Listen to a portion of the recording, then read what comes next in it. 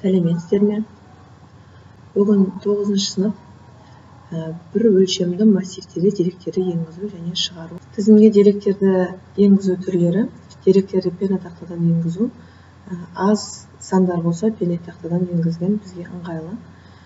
Екінші түрі деректерді кездейсоқ операторлармен енгізу, яғни рандом. Үшінші түрі деректерді файлдан оқу. Ұзындығы n-ге тең болатын AN тізімі берілген. Бізде i-іміз 101-ден кішкентай. Осы тізімдегі барлық жұп элементтерді экранға шығар. Бірінші кодты көрсетіп өтейін тәжірибе жүзінде. Деректерді пернетақтадан енгізу. Массивтің ұзындығы 5-ке тең. 5 элементке орын бөледі екінші қатарда. Және i мәні 0-ден 5-ке дейін өзгереді. i int input, яғни массив элементтерін қолмен енгізу. Run.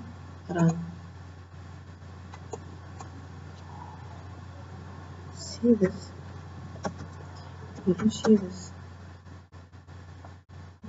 83.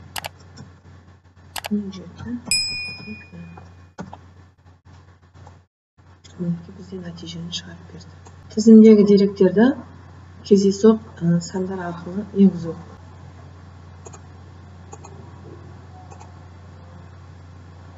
Бізде кездейсоқ сандар операторы рандом жұмыс жасап берді. Run.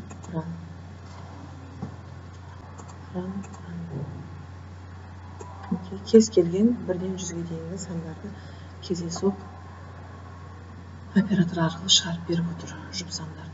Мәтіндік файл ашып аласыздар. Input деп ашып аламыз. Мысалы үшін мен мына жерге бірнеше файл сақтағам. Соның ішінде input 2 txt деп жаңадан файл ашып аласыздар. F1 open, яғни файлды ашып аламыз. Бізде open дегеніміз F1 файлын, яғни input txt деп жаңа мәтіндік файл ашып қойдым. Осыны жазамыз. R дегеніміз файлын оқу деген мағынаны білдіреді. Жерде, яғни массивпен жұмыс жасау, яғни list десек те болады. List map int F1 readline, яғни бір қатарды оқу, split арасын бөліп жазу деген мағынаны білдіреді. F2 open, яғни output 2 txt файлын ашамыз. Бұл жерде нәтижені шығару. Файлдан оқу болса, мынау файлға жазу болады. Foreign range len a, яғни a-ның ұзындығы.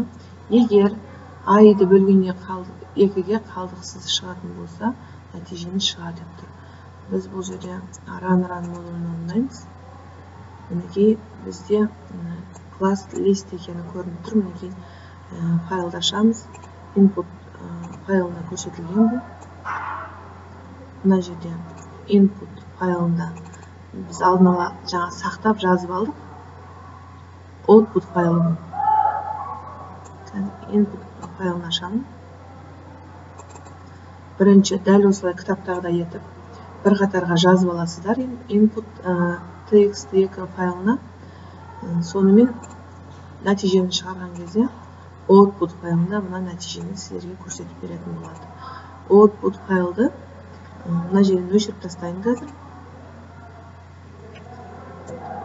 Өшіріп тастадым. Сіздер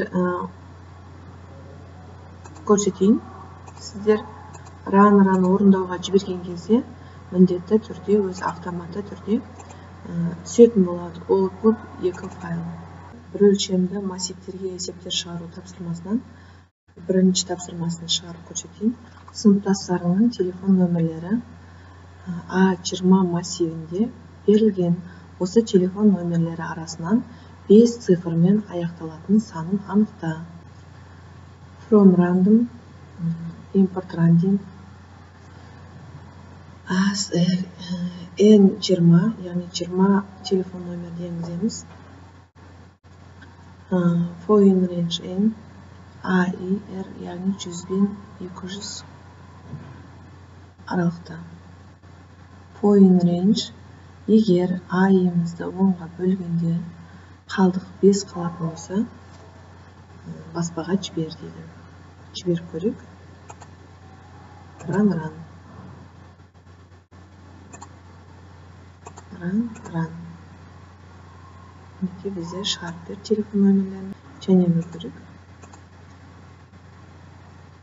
105, 105, 135, 105 тек кездейсоқ сандар арқылы мына жерде сандарды шығарып беріп отыр. Екінші тапсырма. В20 массиві, массив элементтерінің мәні 20-50 сандар арасындағы кездейсоқ сандардан құрастыр. Массивтегі тақ орында тұрған жұп элементтерді экранға шығар. From random import random бірінші программада құрастырған сияқты көрсетіп өтейін. В20 сан бұл жерде following range, яғни b-ның ұзындығы len. 20-дан 50-ге дейінгі сандарды енгізу.